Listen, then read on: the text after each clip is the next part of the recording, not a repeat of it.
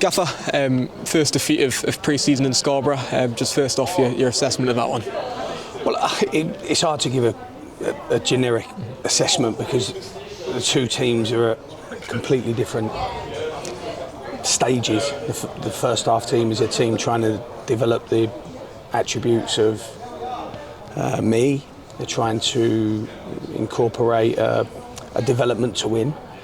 And the second half team, apart from Hunter and Sharon and Sloggett, I think are a team of, and Anthony, I think probably are individuals looking to develop their own game further this pre-season because of the age of them and their experience that they've not had yet. So I think if I were to surmise, it would have to be in two phases. The first half I thought it was a really good pre-season game because it had that lovely edge to it. And when either team called it on, the opponent responded and then it responded again. So it had that nice sort of competitiveness to it that sometimes you don't get in pre-season. I think a lot of the stuff early on with that first half team is about making sure defensively we are fundamentally assured, correct, apart from the shot from distance that hits the bar. I think they did some good things out of possession. In possession, we're still far too rushed, but that's not their fault. That's my fault because I'm asking them to play at a really high intensity still. They'll slow down with that. In the second half team, I think some brilliant experiences for our young ones in particular, because they're trying to understand what senior football looks like, and they've understood tonight, hopefully pretty quickly, that it's a very competitive industry where they have to make sure they're better than any other player in that position. Yeah, and just on the players, Nathan Sharon getting more minutes in, but on the younger lads especially, Max Story getting a full 90 minutes. Yeah. Jones just called up from the academy. Great for them too. Yeah, look, I think Max's performance typifies probably the two halves. First half he's supported well by experience around him, and that helps his own performance and he grows into it. So I wanted to see Max, and I wanted to see if he had that. I know he's still yet to develop physically, but you can still have a mentality that you play bigger than what you have. And I thought he coped very well first half. His actual first action was a disappointing one. He recovered really, really well for the rest of that first half performance. And I think that Joe, who just kind of slid into the squad tonight, I thought he coped very well. No practice, no rehearsal, and we can already recognise that he has an attribute with manipulating the ball and dribbling. And maybe we'll see him again soon. Yeah, we touched on Nathan Sharon there getting more minutes. So you did use nonetheless nearly two teams again tonight. When do you look to increase minutes, going into the later stages of pre-season? Well, I've got to be honest, I think more players were going to do 60 tonight. I don't want to talk badly about anything or anyone, but I just thought with the pitch being the way it was, it frightened me a little, if I'm honest. And I was a little bit more protective over the players that I thought could have done the 60 minutes. So look, we'll try to move them on Saturday.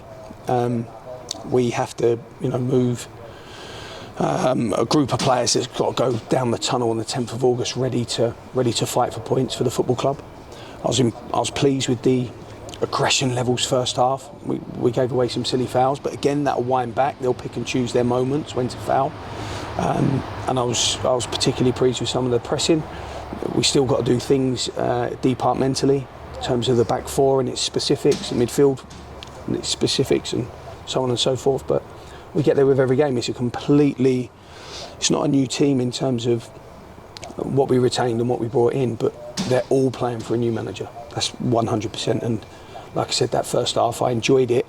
We've referenced the Maidenhead game quite a lot in pre-season, about that 6-7 minutes where we was put under real duress, and there were times in that first half where, with their long throw, it looked a little bit like that. And I actually thought that they'd improved in terms of how they dealt with it. Richie Bennett, at centre forward, is always an aerial handful, and it was a good test for Manny and Tom to have to deal with high balls and direct balls and try and compete. Great to see Greg Sloggett out there as well. First taste of football in Hartlepool shirt for him. Obviously only half an hour, but you got to see him alongside Jack Hunt at night. How pleased are you to bring Greg in? Well, I'm delighted to have Greg here. As we already know, it took a while to get that one done in particular, and he has an athletic quality that we'll see more of as the team becomes better in possession, keeps the ball for longer, which means he can get into more advanced positions. But yeah, he's only had an hour with us, Greg, yesterday on the grass, and I just wanted to make sure that he didn't have nothing to do today with a one-to-one session with the coach. He actually went straight into one of our teams, and he had to play, and he has to start earning his shirt. He's a week or two behind in terms of the group and what they already know, so he's got to catch up, but he should have signed sooner, shouldn't he? And just a word on the injury front as well. Anthony Mancini obviously returning tonight, making an impact with his dead ball technique, but in terms of everyone else, how's everyone else coming on? Yeah, Anthony trained yesterday. I wasn't going to throw him in tonight at first, but I thought he trained very hard yesterday, so I thought it was only the right decision to get him involved tonight. Tough for him in that second half, as it was for all of them. Luke Charman's back is still quite irritable. Luke Waterfall should be finishing a return to training process on Thursday. We're hopefully to see him training with the squad Friday, if he doesn't react from that. If he then doesn't react from Friday, we'll make a call about what his contribution will be on Saturday. But we're getting closer. We're getting closer. I think tonight's game's been really good for us, really good. And sometimes you've got to take a whack on the end of your nose to reignite the standards of the team, and that's the big thing.